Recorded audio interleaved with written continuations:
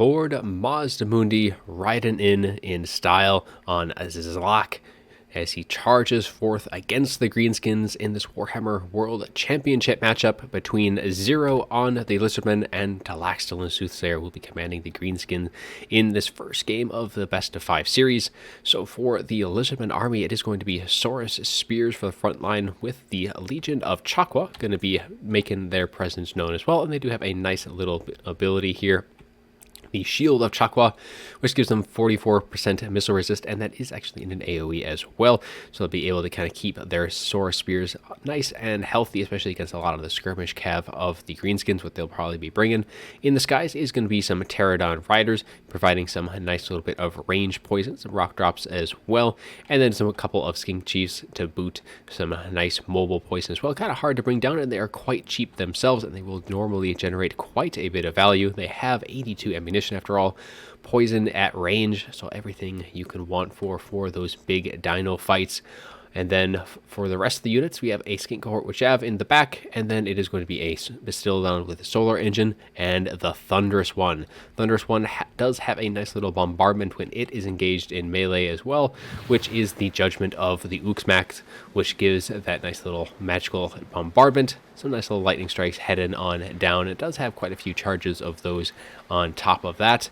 But that is pretty much going to be it for the Lizardmen. Pretty small army overall, and I guess we should go over what Lord Mazdamundi has for his kit. He does have that Ruination of Cities, Bound Banishment. He has the Shield, the Old Ones, Apotheosis, Net of Ammontok. Net of Ammontok will help kind of make sure that those guys get the charge, and those Ancient Stags have a pretty meaty charge bonus as well of 70. And then we have Cold-Blooded and the Sunburst Standard of Hexawaddle, which gives an additional 12% missile resist in an AoE. So pair that with the Legion of Chakwa, really going to be able to tank a lot of the incoming fire. And now for the Greenskins, they are going to have quite a bit of skirmishes. They do have 2 Goblin Wolf Chariots. We have some Force Goblin Spider Riders and some Goblin Wolf Rider Archers on that side, with another Force Goblin and Goblin Wolf Rider on the other. For the infantry, for the front line, it is going to be very heavy in the Goblins, as we do actually have the Night Goblins in there as well. So they do have their Fanatics. They are unbreakable, so they will be able to kind of really get through those Saurus pretty easily with those spinning loons. Some more Goblins on this far side, and then it is going to be the heavy metal of the Black Orcs, as they are going to be charging forth from the tree line. Going to be going right for those big dinos, and they will be able to do quite well indeed, because they do have some nice armor piercing, able to kind of chunk through that high armor of those ancient stags. And then for the Lord and Heroes, it is going to be Scarstick. Yes, he does have that fermented fungi, Spite of the Bad Moon, and we also have a Get Back here with a little bit of extra leadership, especially with all that fear and terror from the Lizardmen. Definitely needing a little bit of extra leadership, keeping the Gobos in the fight for as long as possible. For the spellcasting, it is going to be an Orc Shaman. Orc Shaman going to be rolling in with Brain Burst, and Here We Go, which gives a nice little bit of 40 melee attack.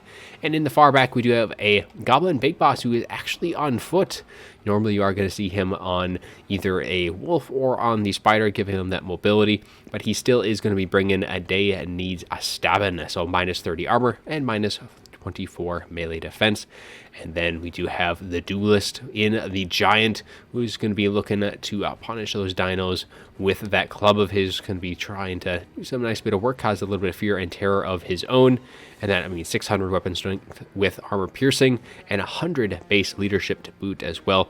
Going to be able to go toe to toe with those big dinos, but having both the Ancient Stag and Lord Mazdamundi, we'll see if he's going to be able to pull that one out. But let's get things rolling, as the initial skirmish phase is going to be getting underway. Greenskins and Lizardmen going to be exchanging blows on both sides. And it looks like the Greenskins going to be taking the initiative here, as they are going to be pushing forward against the Lizardmen, who are just going to be content to sit back, use their Pterodon Riders and their Skink Chiefs to kind of fire away. But we do get a little Ruination of Cities coming in that backline, but unfortunately all of those tendrils did miss the Greenskins there.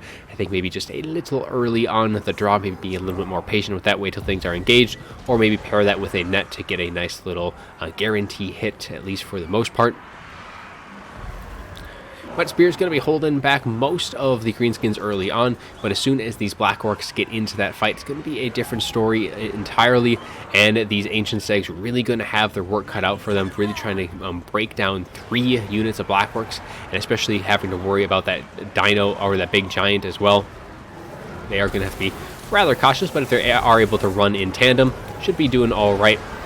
As the loons go right through the Legion Chakma, and that Solar Bastillon taking a little hit right off that Orc Shaman's head, knocking it back. In spite of Bad Moon, does go down from the greenskins, given that base armor, piercing, base up and damage, and bonus versus large. Bonus versus large is the key thing there, because that is going to be able to give those Black Orcs that all the teeth they need to really start working their way through that Thunderous one, and they are doing that for sure, as their health is getting beaten down bit by bit, taking quite a bit of damage so far, already down to half health. So the greenskins trading rather well in the early stage of this fight, and especially now with that Giant rolling on in, that Thunderous one, and Lord Masamundi going to have to be a lot more cautious there. Here we go, also going to get popped with that plus 40 melee attack, and now off goes a Dawa. Just going to allow this front line to just chew through the Lissaman all the better. Brain Burster right into the back of the Sora Spears, doing a nice little bit of extra damage on top of that. And the Giant is taking down the Thunderous one with every swing of his mighty club. That Thunderous one taking more and more damage, and that is going to be causing that guy to route. Balance power is going to be shifting into the greenskins' favor at this point, but a net does go down, which is going to allow that Thunderous one to really kind of get out of that fight. Even though it is routed, it does have cold-blooded as well, giving a little bit extra leadership, but it is going to need to distance itself quite a bit from the rest of the greenskins if it is going to be able to want to come back into this fight. On this other flank here, the greenskins are doing rather well. Both of these Black Orcs are sitting very healthy, and they are starting to work their way through all of the Sora Spears, so really just kind of leaving these big dinos to kind of stand and fight amongst them without infantry support. And especially, I mean, these 2 King Chiefs, the Solar Bastillon, not really the best support in the world for Lord Masamudi when he's going to be surrounded by Black Orcs. And the Lord Masamudi also does need to be cycle charging here, because as I said before, they have a 70 charge bonus on the Ancient Stag, which is pretty considerable.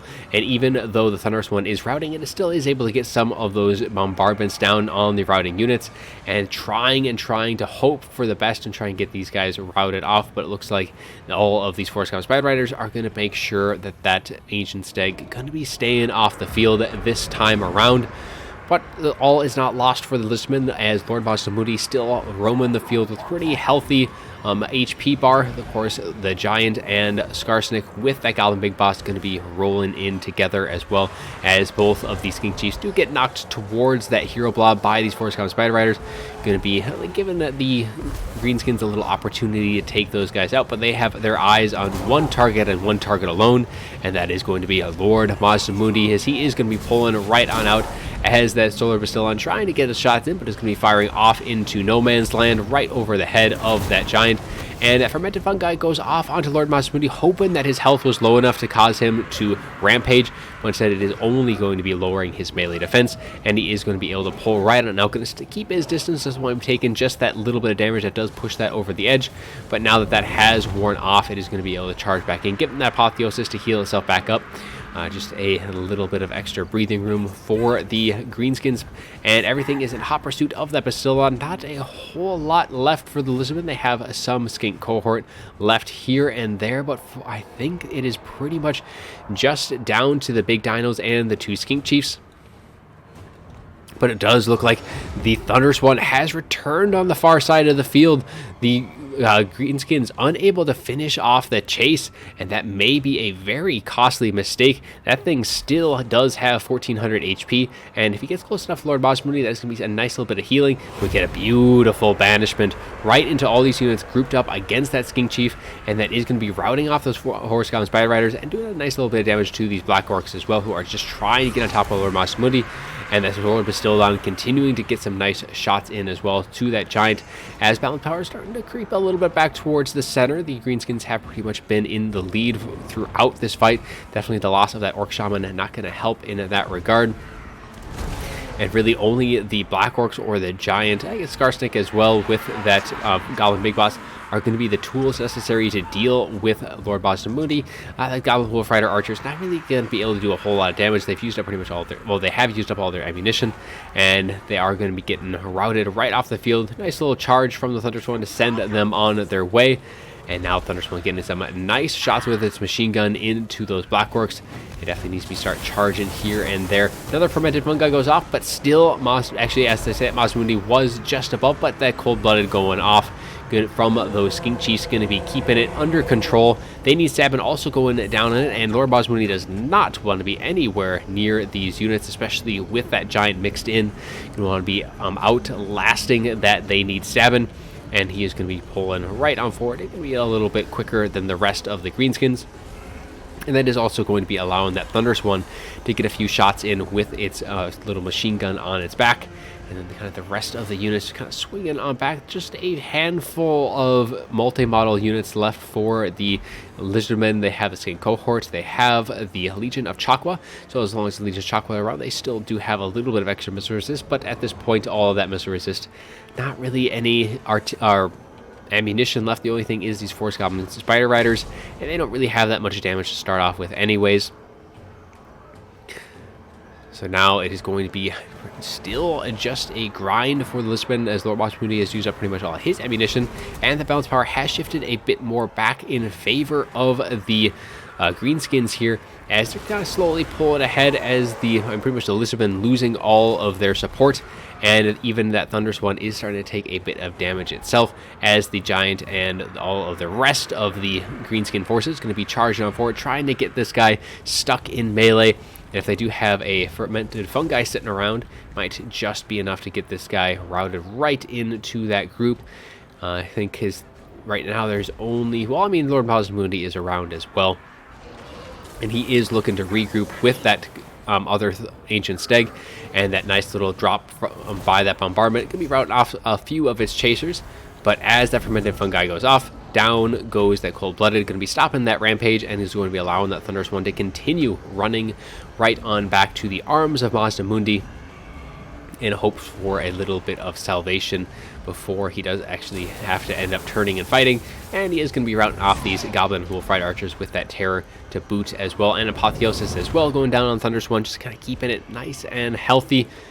Apotheosis is not the most cost-effective healing spell, but still a nice little bit of healing. Never hurts, especially with the Lizardmen and their big dinos. Plenty of healing cap, high armor. That just all that healing gets a ton of value with those units. And Bastildon, though, just continually just plucking away at this giant throughout the course of the fight, almost using up all of its ammunition. I wonder if the Greenskins here are going to be regretting not targeting that Bastildon just a little bit. One of the probably easier targets to really kind of focus and shut down. But things still looking pretty strong for the Greenskins. They do have to be, I guess, mindful of their own giant at this point, because those shots just continue to rain in, get some nice hits, and that is the last of the ammunition, at least for the laser beams. It still does have those javelins on its back, providing poison in the engagements. And now Mazdamundi going to be committing to melee, and we're going to be seeing just how all these units, that Thunderous one is just taking a massive amount of damage. Down it does go, but Lord Mazdamundi with the charge could be charging right on through, knocking down the giant, and then going right through, getting Scarsnick down, doing a nice little bit of damage its way, and just continuing to cause havoc in the center ranks. And that giant still is in this fight despite how low it is in terms of total HP. Could be getting a massive hit onto Lord Mazdamundi, especially with they need Sabin going down, or was down. Lord Mazdamundi taking just that little bit extra, but he is able to fell the beast. And now it is down to Scarsnick, as Lord Mazdamundi going to be reorientating himself, trying to focus his attention on to Scarsnick. Looks like he is just kind of chasing a little bit of the Black Orcs, though, and in he goes right into Scarsnick, getting a nice hit as the Bastildon and Mazdamundi team in up together. But balance of power heavily in the Greenskins' favor at this point. There is a lot of, or I guess I wouldn't say a lot. It is just Scarsnick and the Goblin Big Boss, and really that balance of power, now that I'm thinking about it, that is kind of a little bit of a false flag, because the Bastildon, it loses so much of its weight when it's used up its ammunition, and that is kind of one thing how even a corpse cart is at least in balance of power than that Bastillon. And as they charge in, a few of the units do end up routing. Away goes the Goblin Big Boss, just a terror route there, but the balance of power coming right back to even. That was almost army losses there for a second, and Skarsnik taking damage. Mazmundi going to be plucking away, hitting that Goblin Big Boss as it charges in, and that is going to be separating that Goblin Big Boss from the rest of the pack, as Skarsnik is going to be terrified from the Bastillon. Yeah, the Bastillon, I think, is just too much ammunition and HP to kind of get through at this point. They can probably bring down Lord Mazmundi, especially with they need stabbing, but that fear and terror from the Bastillon can be just a little bit too much, as Mazmundi getting rather low himself. He's down to 574 HP, and that Goblin Big Boss is just refusing to rout himself, just trying to stab Mazmundi in the tail end here as it does rout. But it looks like most of the Greenskin support is getting chased off. The Skink Chief going to be making sure Skarsnik doesn't return. And yeah, at this point, it is down to just that Goblin Big Boss and these goblins. That Solar Bastillon going to be getting a nice meaty charge, as the Goblin Big Boss is now going to be wavering. And with that guy routing off the field here in just a second, I think that is pretty much going to be curtains here for the Greenskins. Things were looking very strong for them for the most part throughout that fight, but alas, it is not going to be enough, and they do fall as Zero does take that first game. So we'll update that scorecard here real quick, and then we'll go over the after battle report. So the Giant getting 1400 in value, doing some nice bit of work on that. Rest of the Skirmish Cav doing okay for the most part, getting some decent work with all of its ammunition spent. The Black Orcs getting a lot of value between them as well. I mean, these getting 1300, 1400, lots of damage there. AP Gluttony's getting 800. And then even all of these spears actually doing some decent work, getting a couple of them, or one of them at 400. The Orc Shaman, probably a little unfortunate there, losing the caster so early, especially with all that mobility. I think just got a little too close to the sun. Even the Goblin Big Boss did some nice work. Skarsnik as well, getting 1600. So some decent damage from the Greenskins there, but alas, it was not to be, as the Thunderous one getting 1900. The Solar Bastillon getting 2100.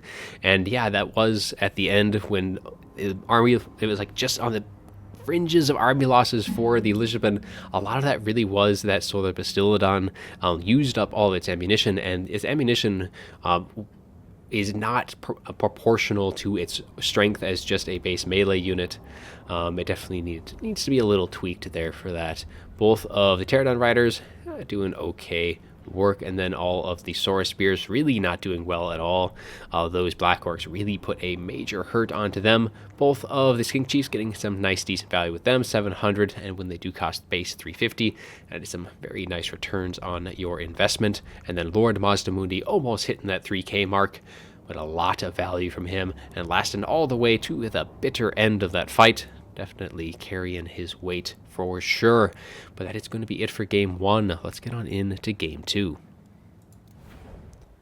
The bird is the word for game two, as Zero is going to be coming in with his favored Warriors of Chaos against the Dark Elves led by Tlaxtlan and Soothsayer. So for the Chaos army, it is going to be a nice little Marauder ring here. Going to be protecting that Soul of Damnation Hell Cannon, which is going to be sitting just behind this little ridge here. Going to be protecting it from any bolt throwers or any scourge runners that get a little too close. That should allow that Soul of Damnation to get some nice shots in. We do have some Chaos Warhounds with poison as well, and a couple of Chaos Feral Manticores riding up in the sky.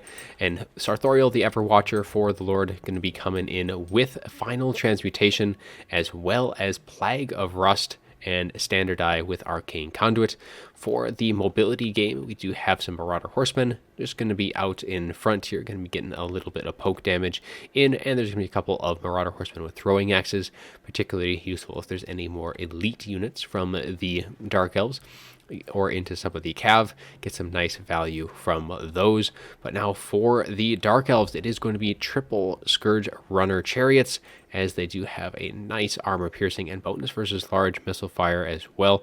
So even against like Sartorial, who does have missile resist, he'll be able to get some nice damage in against them, or like the two feral manticores, be able to get some nice damage from that.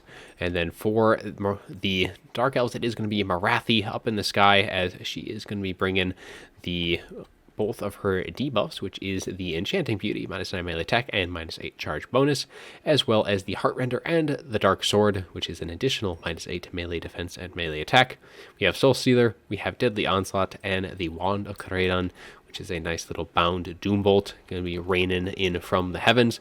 Some Dark Riders with repeater crossbows on the flank, and it is going to be pretty much just all mobility for the Dark Elves with just one unit of Dread Spears in the back. We have some Celestial Harvesters, Dark Riders, Cold One Knights, and some more Dark Riders with two feral manticores of their own up in the sky, so they can be able to contend pretty well, and they will have just that little bit of extra advantage for that ground to air, so these guys should be able to win out, especially with Marathi in support there. Should have no problem dealing with those Chaos Feral Manticores on that side. Well, that is going to be it for both armies, so let's get things moving at a little quicker pace here. Shots continuing to rain on in from that Soul of Damnation, though. Going to be making actually connection with Marathi, even though she is kind of up in the sky there. Surprising to see that artillery piece. It does have pretty good tracking itself, but it is still an artillery piece, and that Wand of Kraedon smashing right down on top of that Soul of Damnation, doing a nice little bit of damage to it, but it is able to survive that initial shot. So it's going to take another one if they do want to get rid of that Hell Cannon, as the Dark Riders with Pure Crossbows doing some nice work there. And again, the shot is going to be landing and finding its mark against Marathi, doing a nice bit of damage there, as all the throwing axes are going to start firing on in. We do get a nice juicy Soul Stealer as well. Going to be hitting some of these units, but it looks like we also get an overcasted Final Transmutation, and that is actually going to rout off Marathi. And now these Feral Manticores are really going to be pressing to kind of chase her off, but the two Manticores on the Dark Elf side going to have a thing or two to say about that, and that is probably going to free up Marathi here to get her back in the fight. She's going to have to be a little bit more careful, at least until she heals up a little bit with that Soul Stealer. But both the Feral Manticores are running in tandem on the ground, able to rout off these Marauder Horsemen. But now the other Manticores on the Chaos side are going to be diving in, looking to get a few hits of their own, especially with Sartorial here in support.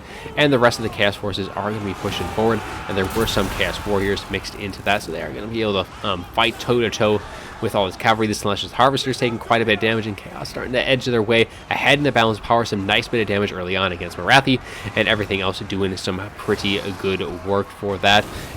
But both of these Manticores are going to be trying to goon out Sartorial, especially with all of the chariot support here, trying to just kind of pin him in. But Sartorial has quite a bit of mass of his own, able to really just kind of push through all of these units with relative ease.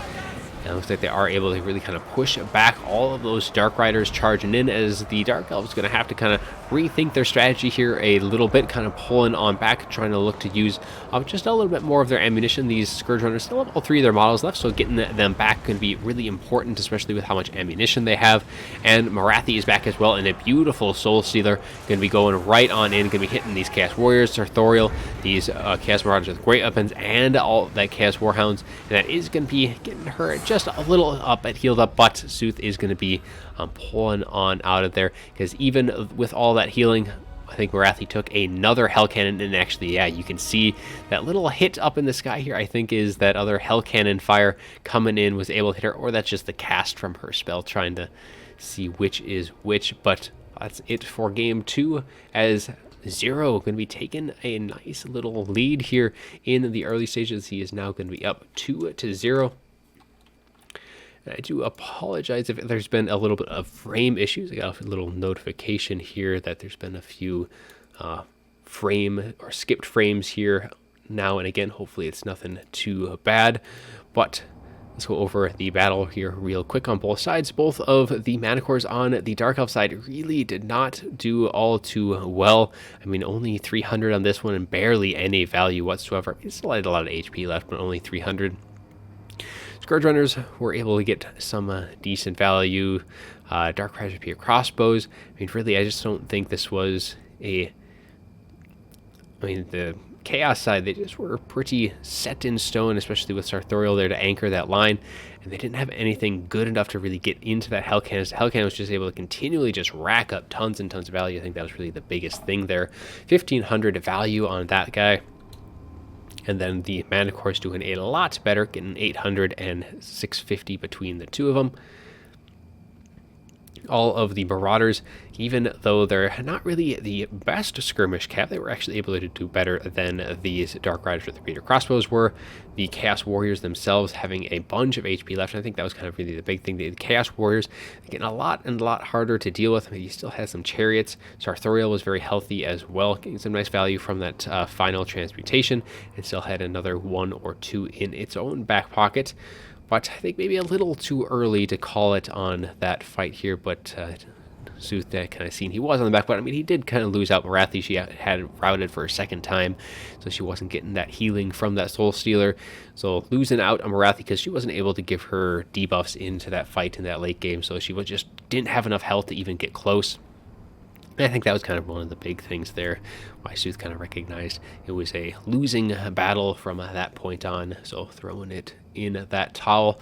But now let's get on into game 3. It is going to be match point for zer0 here. If he does win, he is going to be advancing. And I don't think I mentioned this before, but this is from the round of 64, so it is a little bit back earlier in the tournament. Just kind of picking some series that I don't think have been casted just yet, so a little bit more WWC action before the tournament does finish up this weekend. Looking forward to that for sure. Let's get on in, though, to Game 3.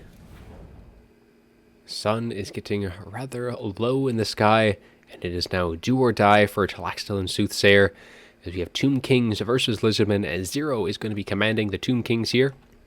And Tlaxtlan Soothsayer will be on the Lizardmen.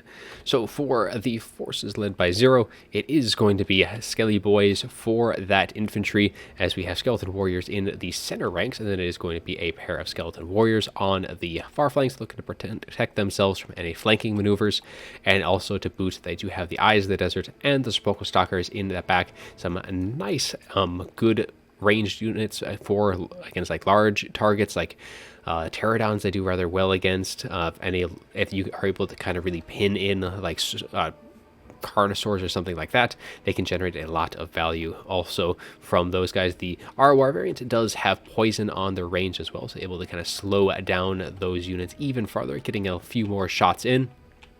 And then for some more range units, we do have a pair of Ushabti Greatbows going to be raining in those shots, and they do quite well against Saurus themselves. They're going to have a lot of burst damage, but they will be able to do some nice, steady, good damage over time, and especially against like any of those big dinos as well. Those are very good targets for those guys. And then we have a Casket of Souls going to be raining in against the enemy.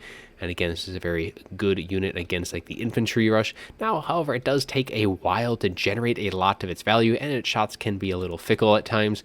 So you do have to kind of get a lot of volleys in before you're able to really generate some decent value. But if you are able to get a lot of shots in, they can get some pretty ridiculous value in from that. And then Cetra the Imperishable, as we saw earlier, is going to be the Lord. He's going to be rolling in on his War Sphinx, and he does have the Blessed Blade of Patra, giving himself that fire damage, a little extra, or that blinded as well, so minus 30 accuracy, minus 24 melee attack, and minus 24 melee defense against those he is able to hit. We also have the Wrath of Patra, a nice little explosion centered around himself, which is able to kind of clear things out, allow him to kind of get in and out of engagements just a little bit better.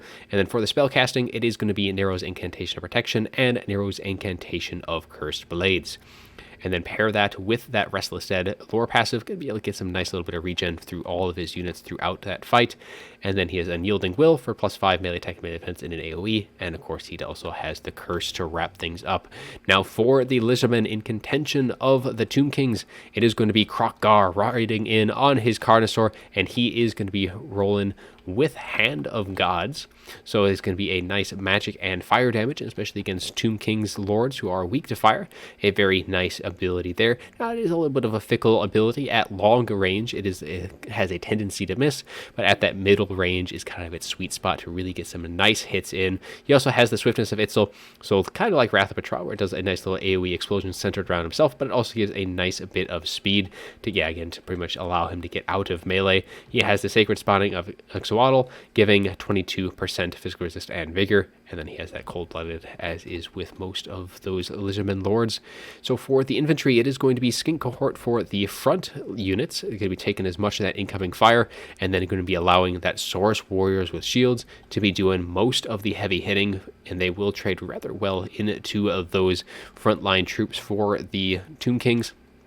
Able to get some nice value in from them if they are able to get in without taking too much fire on the approach. And that Casket of Souls is going to be withering their numbers just a bit. We have a Skink Chief coming in, 82 ammunition, a nice little bit of poison in that missile attacks as well, so it's some nice steady damage over the fight.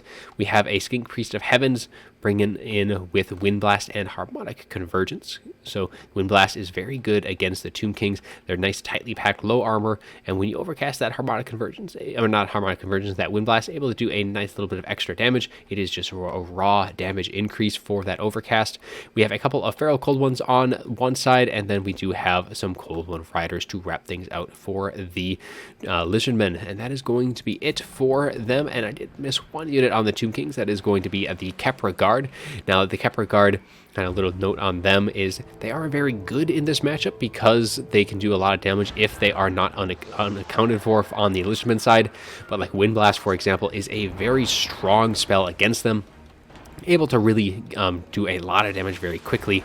And the Sepulchral Stalker is going to be coming out of stock, getting a nice little volley into the Pterodon Riders as the Pterodon Riders are trying to kind of come in for a nice little rock drop. But those Sepulchral Stalkers are going to have a thing or two to say about that, and another nice volley. You can just see two volleys, and these guys are already at half health, getting very low, just trying to get that rock drop off. And I think the units here are going to be seeing that moving forward, taking a little bit of damage themselves, but that third volley is going to be enough to rout these guys off. I don't think that was quite worth it, trying to get those rock drops in, especially it being a little late on the draw there. Getting that ability cast once they were over the units, so not able to get as much value from there. And there is that Hand of Gods coming in, but unfortunately it is going to be landing just a little shy, going kind of right between the legs of that War Sphinx, as Cetra is able to avoid all of that incoming damage. And that is rather unfortunate, as the Casket of Souls is just continuing to do a bunch of damage there to that Saurus Warrior. A very nice volley. And there is that Wind Blast, taking out over half health on these Skeleton Warriors. Now, unfortunately, these Kepra Guard would have been the much better target there. These guys are going to be a major pain to deal with. I mean, it is able to whittle down some of that front line, but it definitely needs to be used on the Kepra Guard if they are there. And another beautiful volley right into the Saurus Warriors, as Cetra going to be roaming through that front line, getting some nice damage in as he does hit that front line, going right on through. Not a whole lot to really block him in.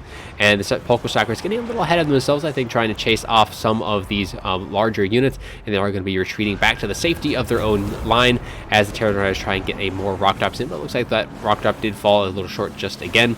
And the Sepulchral Stalker is just continuing to get some very nice volleys off into these Pterodons, doing a nice bit of damage there. And all these Skeleton Spearmen trying to rotate around to really block off these Feral Cold Ones from getting in. And another nice Wind Blast, taking these guys almost down to like just like a third HP. And they were at full HP right before that cast, so a very nice little cast there, just kind of proving how good Wind Blast is. But these Pterodon Riders trying to shut down these Ushapti Great Bows, and that's one thing that Tomb Kings have done really well so far, is keeping every single one of their range units alive and well. All the Sepulchral Stalkers are doing very nice. The Casket of Souls have been firing pretty much all game long, and these two Ushapti Great Bow, while they're a little blobbed up right now, as these Pterodon Riders are able to shut them down, they do have those spears coming in. They should be able to peel these Pterodon Riders off, and the other more range units, or the mobility units for the Lizardmen, trying to get in the back line, but Cetra is going to have a thing or two to say about that. Rampaging these Feral Cold Ones, do a nice bit of damage to them, as we are going to be getting a Ushapti summon as well, going to be dropping in as Cetra does charge forth into the Skink Cohort. And he's going to be helping with those Ushapti. Coming a little later on that engagement, but it is going to help kind of keep Kroq-Gar as he does pop that swiftness, getting that extra speed, and he is going to be taking a volley, though, from those Eyes of the Desert, as he does continually try and chase after zer0, but balance power is pretty heavily in the Tomb King's favor at this point. Lots of HP left on a lot of their models, and they still have plenty of infantry left as the Lizardmen really kind of getting fairly low.